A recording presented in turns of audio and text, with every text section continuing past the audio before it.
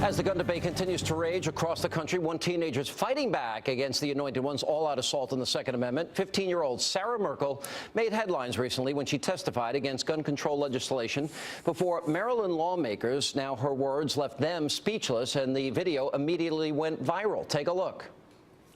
Ever since I first learned how to shoot, the issue with gun violence around the nation became clear. Guns are not the problem, people are. Purging our society of violence and murder cannot be done through gun control legislation. By signing this legislation, you are not signing away gun violence, but instead liberating American citizens of our constitutional rights. You are not eliminating guns from society, but eliminating our ability to protect our lives, liberty, and pursuits of happiness. Chicago, Illinois has had some of the strictest gun control laws in America enacted for the past few years, and it is currently more than twice as likely for you to be killed in Chicago as in the Afghani war. Is that really something we want to model our state laws after? And joining me now is Sarah Merkle herself. Sarah, welcome to the program. Thanks for being with us. Thanks for having me. All right, let me start and ask you a basic question. When did you get involved in the issue? When did you start, for example, shooting guns? Well, I started shooting guns when I was 8 years old, and that was the first time I just went to the range with my dad. It was just a casual day, and we started shooting.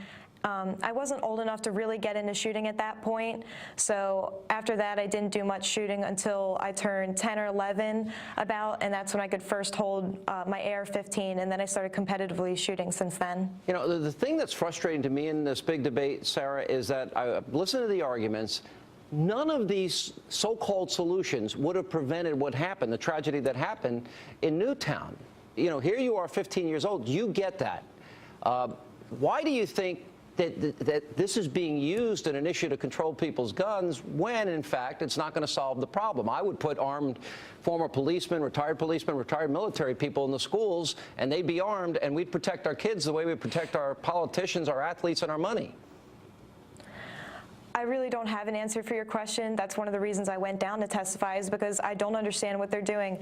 They're criminalizing law-abiding citizens when really it should be the criminals who, especially those who have already been incarcerated, that they should be going after. One of the bills I spoke on, in fact, was Senate Bill 533, which was Nancy Jacobs' bill, and that was proposed to allow school employees to be able to have special carrying permits on school grounds so that they could protect their students.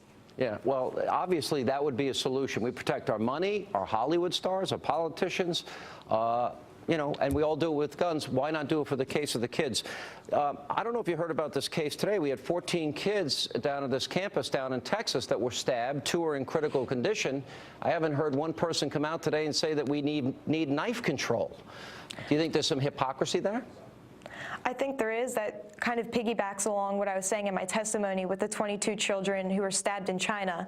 I understand that a couple of people brought up to me that none of them died. Well, if you look at the case and you actually go through it and read the stories, the man wasn't planning on killing any of the children that he stabbed. He cut off, it sounds terrible, but he cut off fingers and ears and went for smaller things than actually hurting and really injuring them to the point where it would be fatal. All right, so you shoot competitively. You shoot at a very high level. I was a pistol marksman when I was a 12-year-old kid. I learned when I was pretty young.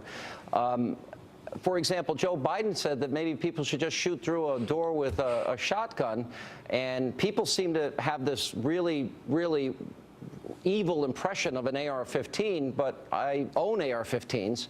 And I guess the question I would ask you is, which gun do you think would be, if somebody gets trained in the use of a gun for protection, which would be better for somebody to use? Well, an AR-15 is much more accurate, I would say. It's easier to shoot, both with recoil and just the size of it. A shotgun was actually the first thing I ever shot when I was 8, and it did knock me back a little bit. So for a lot of smaller people out there who are small-frame people who are trying to defend their homes, they wouldn't be able to. I actually, when I went to Annapolis, I spoke to a couple who said that the wife couldn't even shoot a pistol because her hands were too small. So the AR-15 is really the only practical weapon that she could use. Yeah, well said. You know what? Good for you. And the fact that cosmetic differences, one gun would be banned because it has a pistol grip or some other cosmetic addition to the gun, and it's the same gun as one that's not banned, just shows how ignorant they are in guns, doesn't it? I think so. Yeah. All right. Thank you, Sarah. Appreciate you being with us.